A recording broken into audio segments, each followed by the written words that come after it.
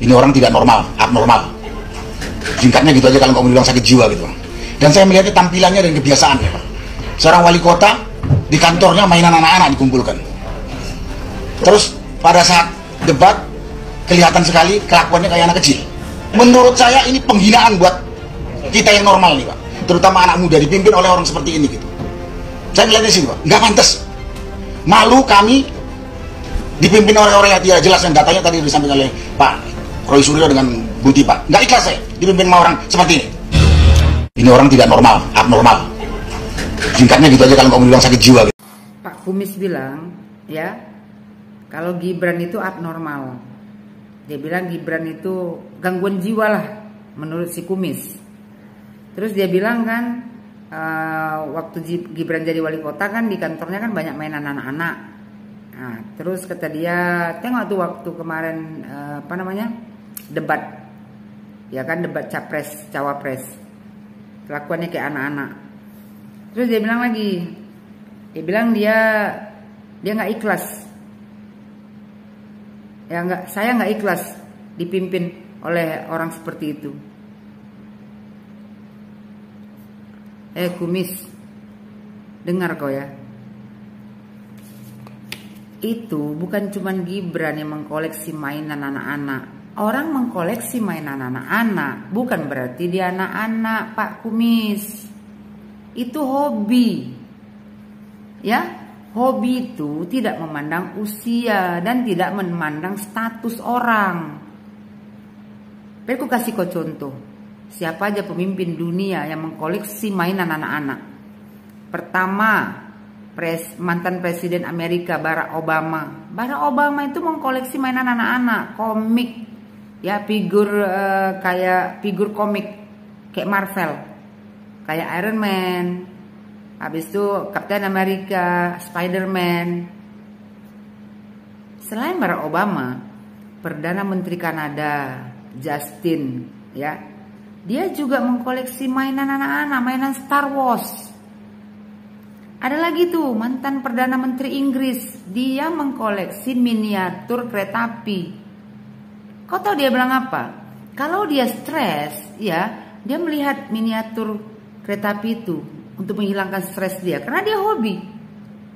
Jadi hobi itu bukan berarti orang anak-anak. Jadi berarti Barack Obama, Perdana Menteri Kanada, mantan Perdana Menteri Inggris itu abnormal.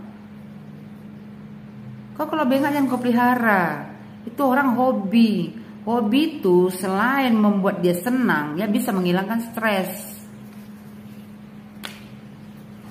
Kau, ya kan, hobi kau cuman menghina orang lain. Penyakit kau, penyakit hati. Sebenarnya, ya, yang kena gangguan jiwa kau sendiri sama geng kau itu. Kalian semua yang gangguan jiwa, bukan Gibran. Karena kalian sakit kali hati kalian Gibran itu menjadi wakil presiden. Masalah kalian di mana kalau dia jadi wakil presiden? Kau suka atau tidak suka, mau atau tidak mau, Gibran Rakabuming Raka adalah wakil presiden di negara Republik Indonesia ini. Kalaupun kau tak ikhlas, ya, Gibran itu tetap wakil presiden. Kalau kau merasa kau tak mau dipimpin oleh Gibran, ya, kau tak mau Gibran itu jadi wakil presiden di negara Republik Indonesia ini, ya, kau bilang kau tidak ikhlas, kusarankan sama kalian semua, ya, pindah aja kalian dari negara Republik Indonesia ini, cari, ya kan, negara lain, ataupun kalian buat negara, ya, tapi jangan di Indonesia. Kalian angkat langsung si Anies jadi presidennya, kau Kumis jadi wakilnya, atau enggak si Tipa, kalau enggak Mister Panci, kalau enggak si Harun Asegaf, kan banyak kalian tuh. Amin Rais kalau enggak. Jadi kalian aja Anies presidennya, kan gitu yang kalian mau kan. Habis itu, ya kan, kaulah wakil presidennya, yang lain menteri-menteri lah. Kalian buat aja negara baru. Gak usah tinggal di Indonesia ini kalian. Kerja kalian cuma provokator, ya, tukang adu domba. Orang yang jadi wakil presiden, kenapa kalian yang sakit hati? Kayak nggak punya agama kalian ini. Nggak tahu kalian bahwasanya Gibran itu memang sudah Tuhan takdirkan menjadi wakil presiden. Kalian semua yang kena gangguan jiwa, bukan si Gibran.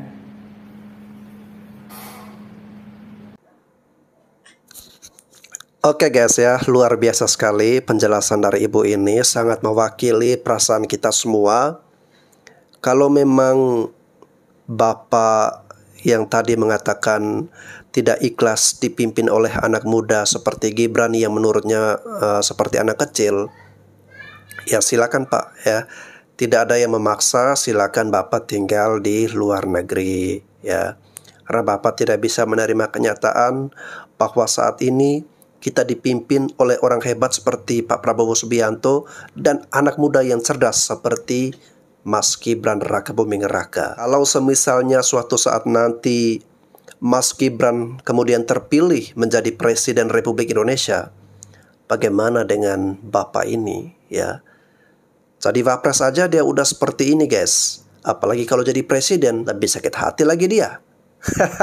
Ya, inilah salah satu penyakit dari orang yang merasa paling tua, paling senior ya, pendidikan jabatannya paling tinggi. Mohon maaf tidak semua ya, tetapi ya kita hampir menemukan seperti itu.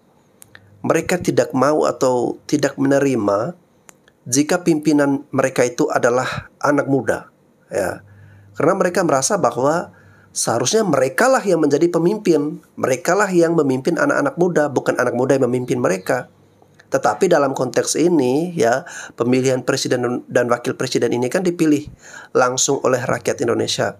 Kalau rakyat Indonesia sudah mengkehendaki, ya kita juga harus menghormati dan menerima itu. Lagi pula ya, Gibran ini bukan pemimpin yang menurut Anda nggak bisa ngapa-ngapain, pemimpin yang tidak berkualitas atau seperti anak kecil. Tapi Gibran ini hebat ya. Lihat aja dalam debat Capres-Cawapres kemarin saat menghadapi Profesor Mahfud MD. Meskipun saya pendukung Ganjar Mahfud guys ya, tapi saya mengakui bahwa Gibran ini juga sangat cerdas. Kemudian kita perhatikan dalam pidatonya kemarin ya, dia sangat cerdas dari gestur tubuhnya. Dia menemui para pejabat-pejabat. Ini sangat berpotensi untuk menjadi presiden di kemudian hari nanti ya. Jadi Bapak tadi yang belum ikhlas, ya ikhlasin aja Pak ya, ikhlasin aja Pak, relax ya, agar nanti Bapak tidak terjadi kenapa-kenapa ya. Kalau kita terlalu sakit hati, apalagi Gibran naik jadi presiden, itu amit-amit ya terjadi sesuatu, saya ngeri guys ya. Jadi memang kita harus mengikhlaskan, menerima ya, belajarlah untuk ikhlas. Masa saya anak muda nasihati lagi orang yang udah tua. Saya salut dengan Gibran Rakabuming Raka. Kenapa? Di satu sisi banyak orang yang mencemooh, banyak masyarakat yang tidak suka dan menganggap dia tidak pantas sebagai wakil presiden. Tapi di sisi lain, Gibran Rakabuming Raka tetap bekerja, kerja dan kerja. Apa yang dilakukan orang-orang itu menghina, itu dibalasnya dengan kerja, kerja dan kerja. Saya salut gitu. Salutnya kenapa? Saya baru pertama kali ini lihat ada seorang wakil presiden ternyata punya ide-ide kreatif ya. Kayak ide kreatifnya yang pertama adalah di mana Mas Gibran Rakabuming Raka itu membuka sebuah aduan masyarakat yang berjudul ya, yang diberi nama kalau nggak salah Lapor Mas Wapres ya. Jadi saya ingat sebuah entertain atau acara di sebuah televisi yang berjudul Lapor Pak gitu ya.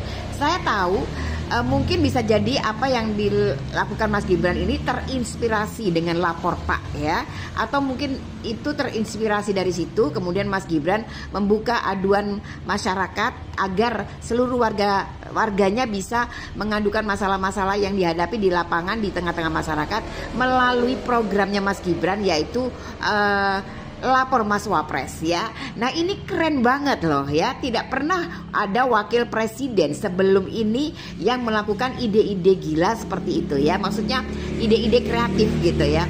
Saya nggak tahu ini adalah idenya Mas Gibran sendiri atau ada tim kreatif ya, atau ada tim kreatifnya, atau mungkin juga ini idenya Kaisang, karena Kaisang itu adiknya Gibran Rakabuming Raka itu orangnya kreatif, lucu, kocak tapi kreatif gitu ya. Punya aja ide-ide gila yang bisa membuat masyarakat wow gitu kan. Nah ini yang membuat saya mengatakan salut kepada Gibran, karena beberapa hari dia memerintah baru beberapa hari, tapi dia sudah membuat kotak aduan yang diberi nama Lapor Mas Wapres ya. Oke, yang kedua, pada sebuah pidatonya Gibran, gak tahu di mana itu saya tapi melihat videonya, dia menyoroti tentang adanya kriminalisasi guru gitu ya. Dia menyoroti tentang keberadaan guru ya, dan juga murid begitu ya. Sampai di situ dia tercetus, jangan hanya membuat undang-undang untuk perlindungan anak, tapi juga tolong dibikin undang-undang untuk perlindungan guru. Keren nggak? Ini benar-benar keren ya. Jadi dia itu pikirannya sebagai wakil presiden itu jalan gitu ya. Tidak pernah ada wakil presiden yang ternyata punya pemikiran seperti Mas Gibran Rakabuming Raka ya. Jadi ternyata ini menunjukkan bahwa kenapa ya? Karena bahwa yang namanya wakil presiden itu bukan hanya sekedar ban serep. Gibran dan Kaisang harus segera diseret ke pengadilan dan jangan biarkan kasus. Apa urgensinya Bapak sampai ngurus Fufu-Fafa segala itu loh? Urgensinya dari mana? Bapak nyerang Bapak Jokowi, terus anaknya Mas Gibran, itu pakai kata-kata yang nggak pantas menurut saya. Itu urgensinya untuk Bapak itu apa? Keuntungan untuk Bapak itu apa? Gitu.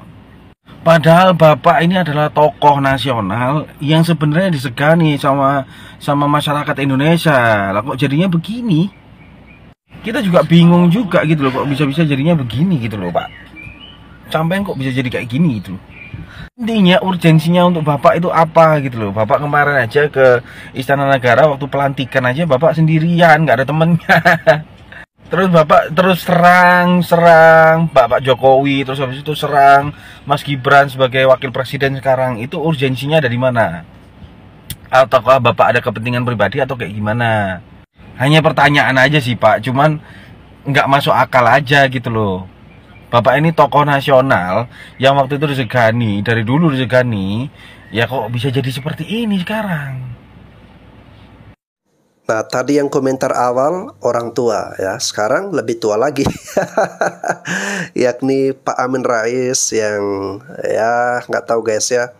Saya lihat di channel YouTube-nya udah berapa hari, berapa minggu ini dia nggak ngonten lagi ya. Mungkin dia udah ikhlas kali ya dipimpin oleh Mas Gibran. Oke, semoga sehat-sehat selalu ya untuk Pak Amin Rais. Gibran Rakabuming Raka, tolong Anda jangan sok-sokan Pak. Anda itu cuma wapres Pak. Janganlah buat posko pengaduan lapor Mas Wapres.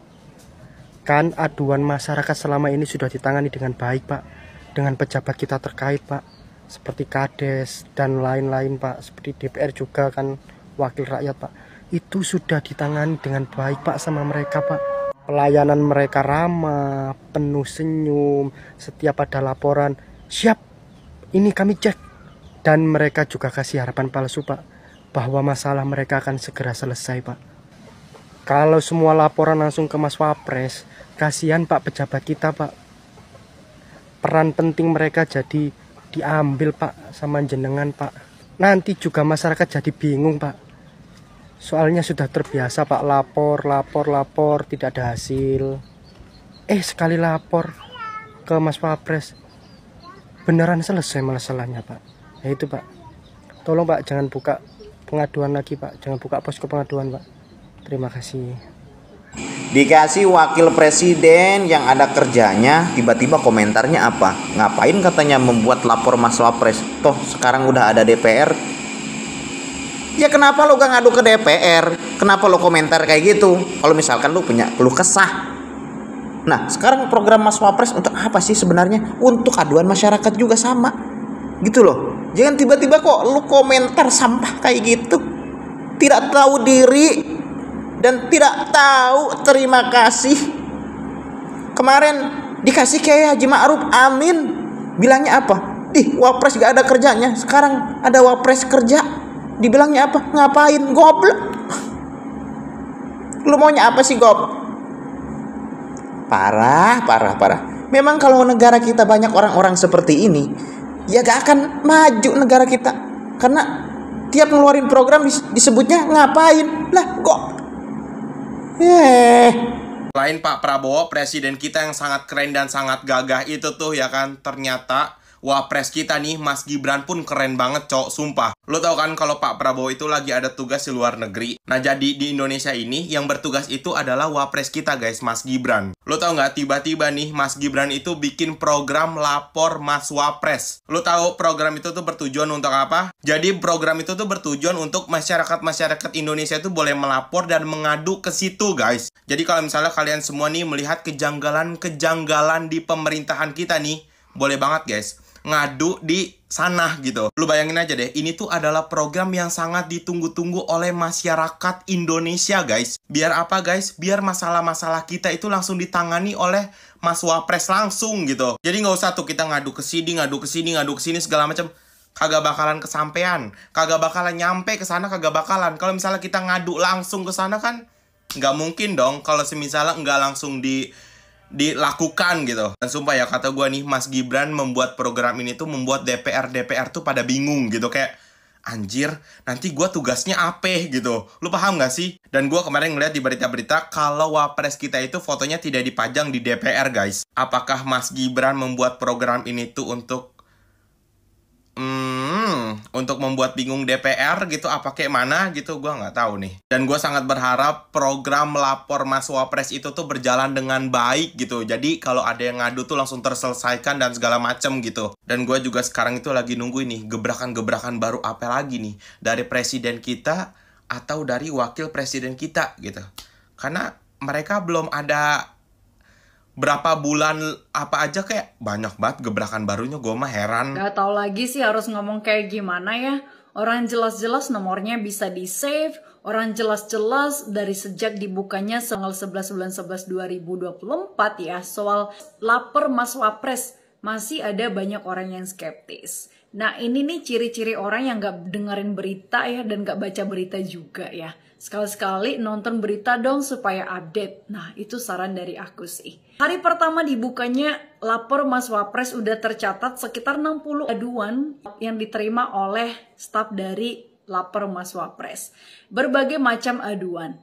Ini ya, supaya rasa ragu kalian terjawab mengenai lapor Mas Wapres, aku saranin ya kalian langsung ke Istana Wakil Presiden. Jangan ke Istana Presiden ya, soalnya beda jalur tuh. Ke Istana Wakil Presiden. Jam kerjanya itu dari jam 8 sampai jam 2 siang. Ingat ya, jam 8 sampai jam 2 siang. Kalau kalian datang di atas jam 2 siang, pastinya kalian gak dilayani. Soalnya udah tutup jam operasional. Yang berikutnya, kalian juga ya, kalau mau daftar atau kalian mau ngaduin keluhan kalian, pastikan kalian adalah orang yang bersangkutan yang ngerasain keluhan itu. Kalau misalnya kalian nggak bisa datang ke sana, paling tidak kalian juga punya surat kuasa ya yang bisa disampaikan atau diberikan kepada mereka, kepada stafnya. Itu syaratnya. Dan selain daripada itu, kalau untuk jalur WhatsApp, kalau ada yang bertanya, ini bisa nggak sih di save? Nomornya aktif nggak sih? Tak saranin, save nomornya, telepon, atau mungkin chat. Itu mungkin solusinya supaya skeptisisme Anda terjawab. Hal yang berikutnya lagi, soal lapor Mas Wapres ya. Sebenarnya ini udah pernah juga ya dilakukan oleh beliau ketika dulunya menjabat jadi wali kota. Pastinya orang-orang di Solo udah pasti tahu kayak gimana dampak dari diaktifkannya nomor dari lapor Pak seperti itu. Kalau misalnya ya acara TV itu ada acara lapor Pak. Nah, ini ada lapor Mas Wapres. Mungkin ya kalau aku melihat lapor Mas Wapres ini lebih mujarab daripada apapun. Soalnya langsung bisa ngejawab keluhan kita. Kalau ada yang bilang emang bakalan dijawab. Nah, setiap orang yang melapor itu bakalan diberikan ID. Dan kalian juga bisa track ya sejauh mana udah progresnya. Dan aku juga baca infonya.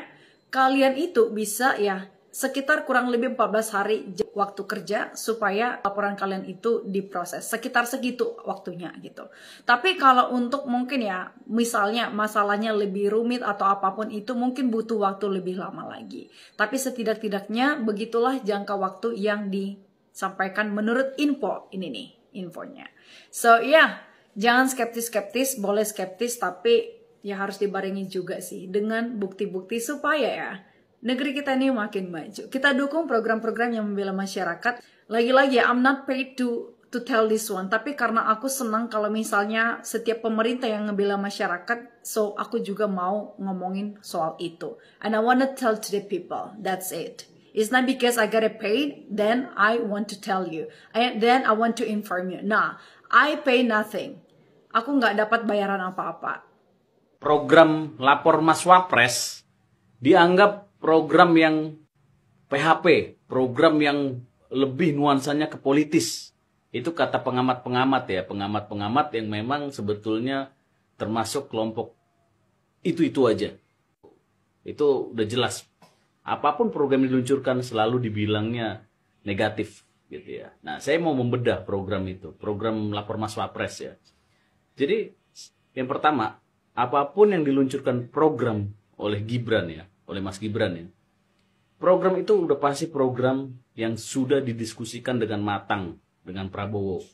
Karena Mas Gibran kan ngomong, tidak ada visi Presiden Prabowo, tidak ada program Pak Prabowo. Artinya apa yang diluncurkan sekarang oleh Mas Wapres ya, sama Lapor Mas Wapres, itu adalah program yang memang sudah disetujui bersama.